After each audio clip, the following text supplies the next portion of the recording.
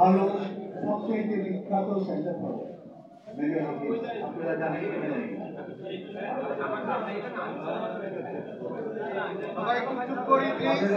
প্রবলেমটা কি বুঝলাম না তো, উনি কথা বলছেন, সেই কথাগুলো আপনি শুনতে দেন। স্বাধীনতা যুদ্ধে মেজর হাফিজ যশোরে ছিলেন, ফার্স্ট বেঙ্গলে ছিলেন, এটাকে পাপা টাইগার বলা।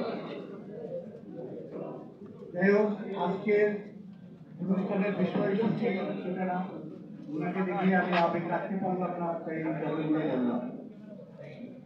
আজকের অনুষ্ঠানের বিষয় জাতীয় সংসদ নির্বাচনের বিকল্প নাই। গণতন্ত্রের প্রথম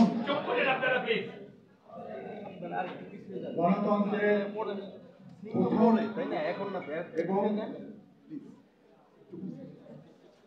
সর্ববৃহৎ যে কার্যক্রম সেটা হচ্ছে একটা ক্রেডিবল ইলেকশন। গণতান্ত্রিক দেশে নির্বাচনের বিকল্প কিছু হতে পারে না। গত কয়েকদিন আগে আমি দুটো প্রতিবেদন পড়লাম পত্রিকায়, একটা দেশের বেকার সমস্যা এবং আর একটা দেশের অর্থনীতি। গত এক বছরে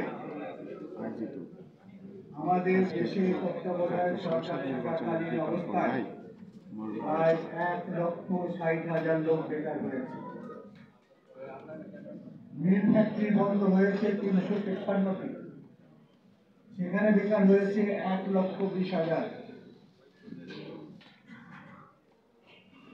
অর্থনীতির ব্যাপারে যদি বলি, গত 3 মাসে এই সরকারের ঋণ হয়েছে প্রায় $7 বিলিয়ন এবং গত জুনের শেষে টোটাল ঋণ প্রায় $112 বিলিয়ন, যেটা একটা রেকর্ড। দেশে বেকার সমস্যা প্রচন্ড, দ্রব্যমূল্য ঊর্ধ্বগতি, এই সরকার কোনো কিছুই নিয়ন্ত্রণ করতে পারছে না। সম্ভাবনা অন্তর্বর্তী সরকার দিয়ে দেশ চলে না। দেশকে উন্নতি করতে হলে, অর্থনৈতিকভাবে উন্নতি করতে হলে, দেশের সার্বভৌমত্ব রক্ষা করতে হলে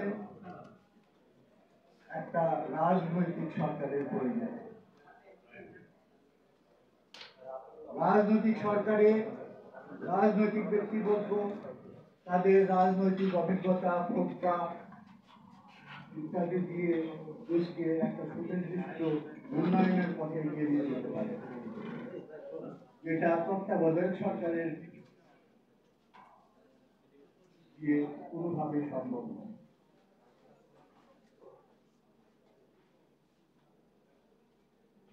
5ই আগস্টের পর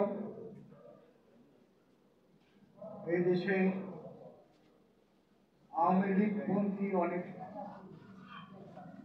ব্যবসায়ী, শিল্পপতি দেশ থেকে পালিয়ে গিয়েছে, কিন্তু কেউ কেউ জেলে আছে, আবার কিছু আছে যারা দেশের ভিতর থেকে ষড়যন্ত্র করছে, মিল ইন্ডাস্ট্রি দিচ্ছে। এই সরকারের উচিত ছিল এদের মিল ইন্ডাস্ট্রি গুলোকে চালু রাখা। এদের বিরুদ্ধে শাস্তিমূলক ব্যবস্থা নেই, কোনো সমস্যা নাই, কিন্তু তাদের মিল ইন্ডাস্ট্রি গুলো চালু রাখা উচিত ছিল, যাতে বেকার সমস্যা না হয়। এই বিষয়ে তারা ব্যর্থ হয়েছে। এটা রাজনৈতিক সরকার ছাড়া সম্ভব নয়।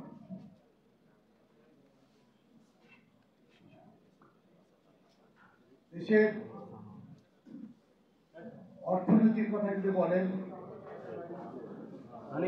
দেশি বিনিয়োগ কিংবা বিদেশি বিনিয়োগ কোনো কিছুই আসছে না, আসবেও না। সবাই অপেক্ষা করছে একটা নির্বাচিত সরকারের জন্য। বিদেশি ইনভেস্টররাও অপেক্ষা করছেন, দেশীয় ইনভেস্টররাও অপেক্ষা করছেন। একটা নির্বাচিত সরকার আসলে তারা হয়তো ইনভেস্ট করবেন, দেশের অর্থনীতি সচল হবে।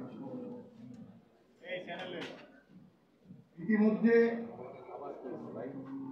কিছু কিছু দল যারা বিএনপি বিরোধী, তারা নির্বাচনকে